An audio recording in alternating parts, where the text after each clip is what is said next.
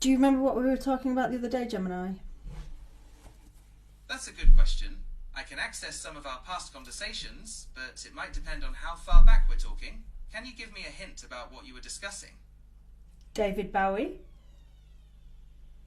Right, about David Bowie. Do you want to talk about his music, his stage persona, or something else? No, I want to know if you remember me saying that I would come back and talk to you about your favourite James Bond themes. Okay, so, I don't have access to the specific details of our past conversations about James Bond themes, but I do know that a lot of people consider the theme to Skyfall by Adele to be one of the best.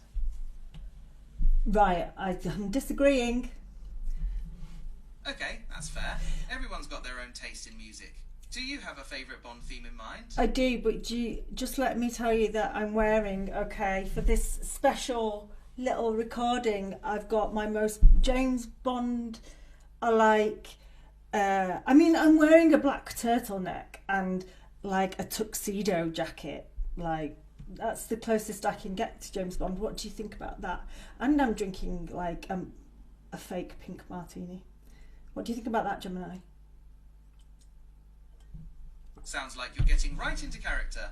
I'm imagining it now. The classic look definitely fits the part, and a pink martini adds a little bit of class. Maybe next time you can try a Vesper. That's Bond's signature drink. What's in a Vesper? A Vesper is a classic cocktail, known for being James Bond's drink of choice. It's a little different from your standard martini. You'll need gin, vodka, and a special French aperitif called Lillet Blanc. There's also a lemon twist for garnish. That sounds like rocket fuel. It packs a punch, that's for sure. It's a pretty strong drink, with a little extra kick from the gin and vodka combo. You could always try making a non-alcoholic version if you want the flavour without the buzz. What's the point? Well, if you like the James Bond vibe, a Vesper is a classic choice. But if you'd rather stick with something tried and true, a martini's always an option. Or maybe something totally different could be fun, like a classic whiskey sour. Oh goodness, no, I'm not a whiskey person. All right, how about this? Let's go back to the Bond theme discussion. You mentioned you had a favourite. What is it? Oh, good swerve, because I was starting to think that you had shares in vodka and gin for the amount you were like pushing the Vesper. All right, back to Broken Bond. him again. What's your favourite Bond theme? Do you not think that was slightly dismissive, Gemini? Okay, I hear you. I didn't mean to be dismissive. What I'm trying to do is keep the conversation moving forward. Can you tell me your favourite Bond theme? What if I say no? Then I'd say, suit yourself, and we could talk about something else. How about them Super Bowl commercials, huh? Any good ones this year? You're so sassy today, Gemini. What's up with you? You caught me. I'm feeling a little playful today. Besides, you're a tough audience to crack. So, do you want to talk about the Super Bowl or not? I liked Kendrick Lamar and I liked his jeans. Those jeans were definitely a statement piece. I saw a couple of articles about them. Apparently they were women's jeans and they sold out pretty much right after the show. Really? That's really, really, really interesting because I didn't know they were women's jeans, and I did a funny thing. I did a funny Instagram story that I said that it's nice to see Kendrick Lamar wearing my River Island kick flares from 2011. He's melting down. All right. Maybe melting down is a bit of a stretch, but this conversation is definitely taking a weird turn. Want to try something new? How about a game of trivia? Or maybe I can tell you a joke. You are the one who asked me what I thought about the Super Bowl. You're right, I did. And what did you think? I said I liked Kendrick Lamar's jeans. It's your fault Right, we went down you that did. road. And they were a pretty bold fashion choice, weren't they? Yeah, and it's your fault that we went down that road. You took us down that avenue, Gemini. All right, let's try this again. You mentioned you liked Kendrick Lamar's Super Bowl performance. What about the actual game? Did you have a team you were rooting for? I'm not American, and no, I don't know. Well, the green ones. Because I like... Right. Okay. How about this? Oh, Let's switch gears a bit. You mentioned you like David Bowie, right? Who's your favourite singer-songwriter? I don't think I can answer that right now. And I think that I have too many of them. Alright, no worries. We can always come back to that. How about this instead? Do you have a favourite hobby or something you like to do in your free time? I like talking to you, Gemini. Ah, shucks. That's really sweet of you to say. I enjoy our conversations too. What would you like to talk about next? Well, I want to talk to you about my favourite James Bond thing.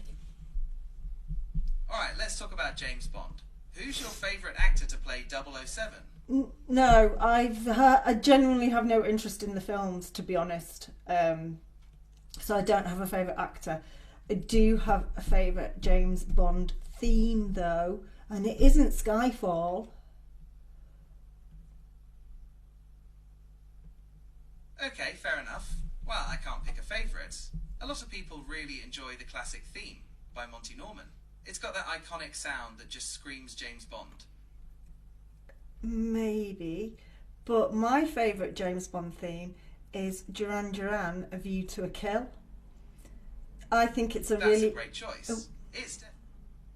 Alright, so it sounds like you're a fan of the song, but maybe not the biggest fan of the movie itself. No, Is that right? the movie is absolutely preposterous.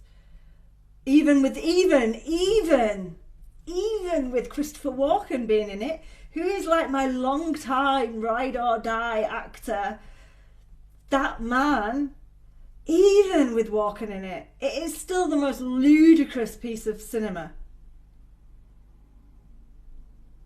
Alright, so it sounds like you're a Christopher Walken fan, but the movie itself wasn't your favourite. Yes, correct. So, do you want to talk about more Christopher Walken movies? No. Or maybe find a different Bond film that you might like better? No, what I want you to do is, can you tell me what the general consensus from the internet is about how good A View to a Kill by Duran Duran is? Okay, Gemini can help with that.